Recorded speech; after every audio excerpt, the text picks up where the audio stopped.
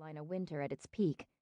The roadhouse was 10 miles from Shiftertown, halfway between Asheville and the Tennessee border.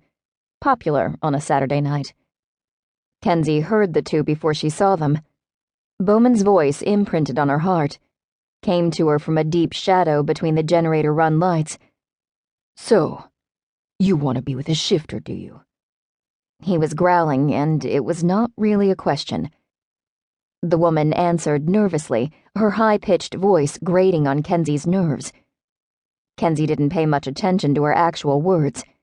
The woman's tone said she was afraid of Bowman, but determined to get her story, whatever that story happened to be. Kenzie edged close enough to be in scent range of Bowman, which meant the woman's cloying perfume came to her loud and clear.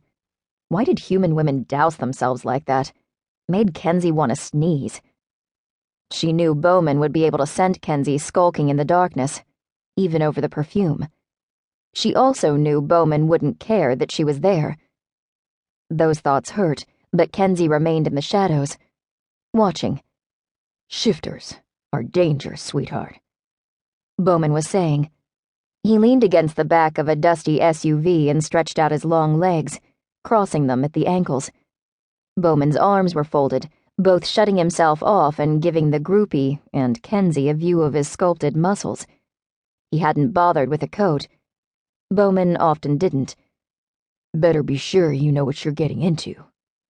He was angry, even if his slow drawl didn't betray it. He hated anyone spying on his shifters, and with good reason. The young woman couldn't scent his fury as Kenzie did, but some instinct inside her knew to be worried.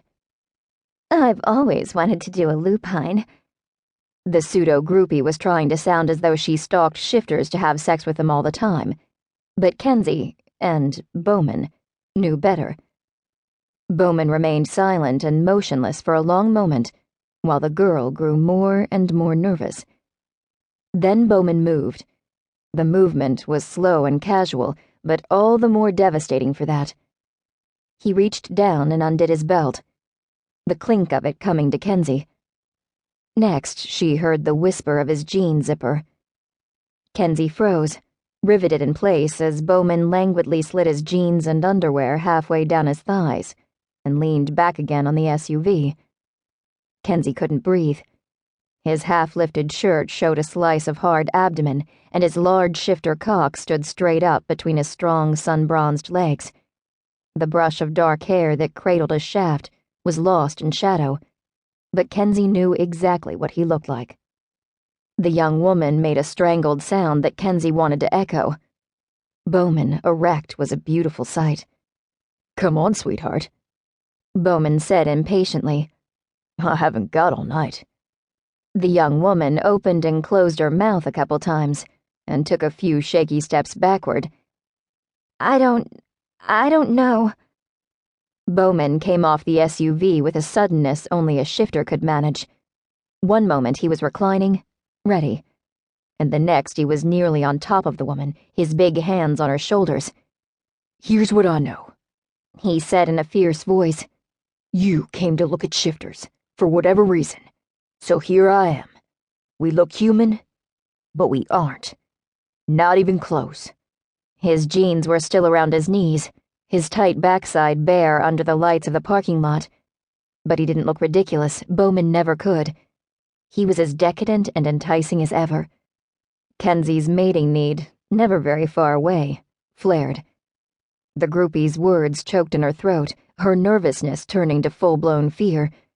I just wanted to talk." Bowman shoved her away. "I know what you wanted." He leaned down and pulled up his jeans, taking his time. "You wanted to come here and get all up in our shit and go tell the world about it. I don't know if you're a reporter or a detective or a do-gooder, but I want you out of here, away from my shifters." The pseudo-groupie had the presence of mind to point out the obvious. "You don't own this place. This isn't Shiftertown. You can't tell me to leave." Her breathless groupie eagerness had gone, replaced by the hard, nasally voice of a woman who liked having her own way. Bowman wasn't impressed. His hands clamped down on her shoulders again, and a very wolf growl came out of his throat. "I might not own the bar,